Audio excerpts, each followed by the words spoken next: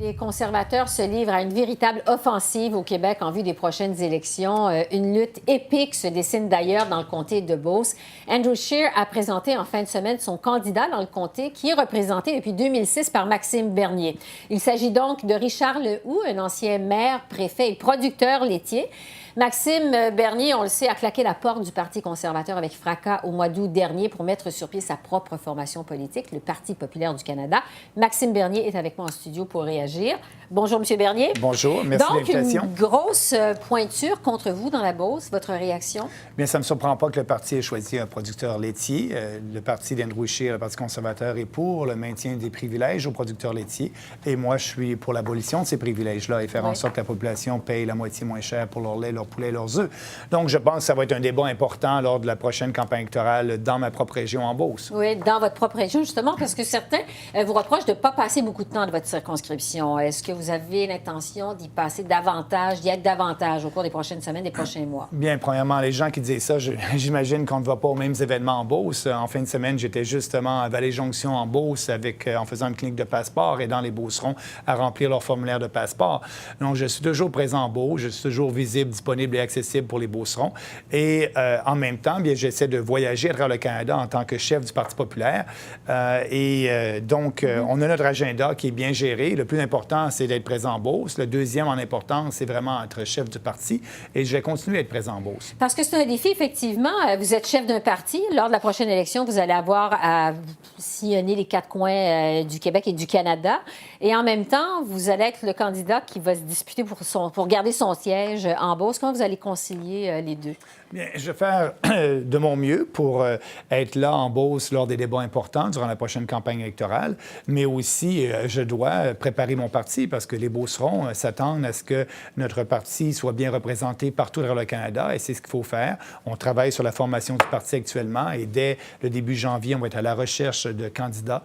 Je peux vous dire qu'on veut être une alternative sérieuse et je vais mettre l'effort pour ce faire. Juste un mot pour clore la lutte qui s'achemine en Beauce. Est-ce que vous êtes nerveux? Je prends rien pour acquis. Pas une question de nervosité. Lorsqu'on prend pour acquis, la plupart du temps, habituellement, ça finit mal. Moi, j'ai jamais rien pris pour acquis, même si j'ai gagné la dernière campagne électorale avec 59 des voix. Je pars à zéro et tous les autres candidats partent à zéro et c'est à moi de me prouver au Beauceron et c'est ce que j'aime en politique. Donc, le défi est exaltant. Je suis quand même assez confiant, mais pas trop confiant. J'ai travaillé beaucoup depuis les dernières années et les Beaucerons me connaissent. Je suis le même gars qui les a représentés, qui défend les valeurs beauceronnes, les valeurs de liberté et de responsabilité. J'ai seulement changé de véhicule et le nouveau véhicule, c'est le Parti populaire qui va bien représenter les Beaucerons. Parlant du nouveau véhicule, justement, la première fin de semaine que vous allez demander aux dirigeants d'associations de comté d'être sans tâche, en fait, de signer ce qu'on appelle un engagement, afin de ne pas mettre votre parti dans l'embarras par des actes ou paroles qu'ils auraient fait dans le passé, commis dans le passé ou qu'ils vont faire dans le futur. Est-ce que vous avez peur tant que ça d'attirer des éléments extrémistes dans votre formation politique? Mais ce qu'on fait, on ne prend aucune chance et on est un jeune parti, c'est nouveau et on prend les mesures. Les gens qui vont représenter le Parti populaire du Canada dans leur région, qui vont être sur l'exécutif de leur association de comté, ils sont les représentants de notre parti.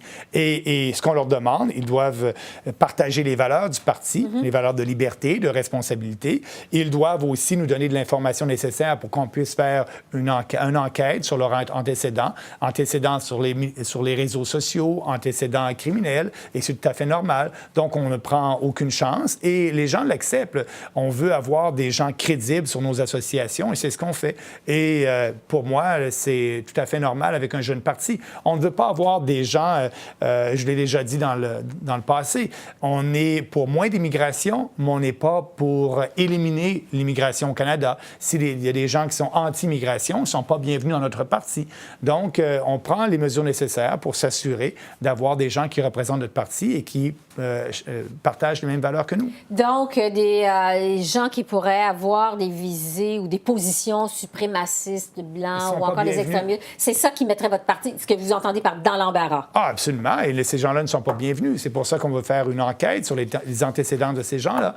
Mais aussi, je dois dire que je dois remercier l'ensemble de ces bénévoles-là. C'est parce que c'est grâce à eux maintenant qu'on a 110 associations de comté de formés et on va avoir les 338 avant la fin décembre. Comment vous expliquez que vous êtes la seule formation politique à demander ça aux gens qui travaillent dans l'entourage? Parce qu'on a une vision, puis on ne prend rien pour acquis, puis on veut s'assurer que les gens qui représentent le parti représentent bien les valeurs du parti. Je pense que c'est tout à fait normal de demander ça de nos gens qui sont sur les exécutifs des associations de comté. On prend plus de précautions que d'autres partis, et pour moi, je suis bien à l'aise avec ça, et les gens signent aussi leur attestation et leur déclaration en toute bonne foi. Un mot sur les libéraux qui annonçaient leur plan d'immigration la semaine dernière. Le gouvernement Trudeau qui annonce qu'il veut augmenter graduellement le nombre d'immigrants au Québec jusqu'à 350 000 en 2021.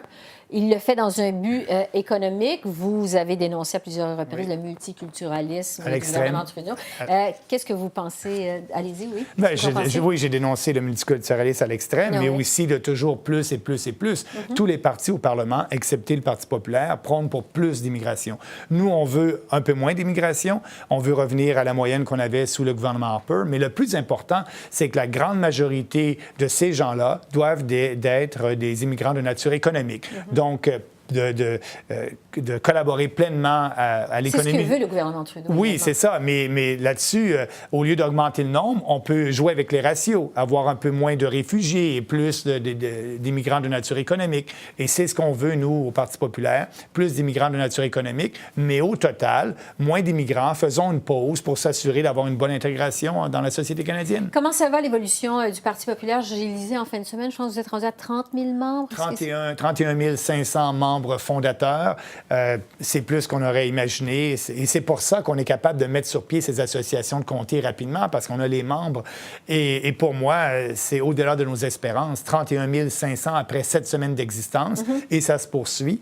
Donc, on travaille fort pour être une alternative très crédible lors de la prochaine campagne électorale. Le gouvernement Trudeau a annoncé une partielle le 3 décembre dans le sud-est de l'Ontario. Est-ce que vous allez présenter un candidat?